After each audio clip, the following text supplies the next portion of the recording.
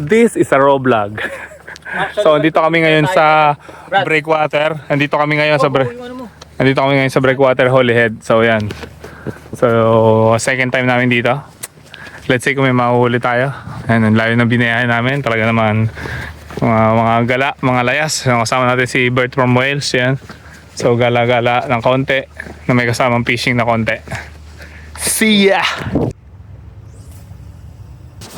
What is up sa inyo guys? So, nandito na naman tayo sa ating mini adventure here at the Orm naman tayo ngayon. So, nakita nyo man nilakbay namin.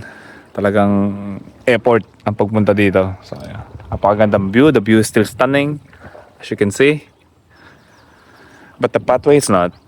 Yeah, seaweeds all around. Alright guys, see you. Sana may mahuli tayo. Wishful thinking. May nahuli na pala tayo. Sand eel, pero we just decided to let it go kasi napakaliit laman niya.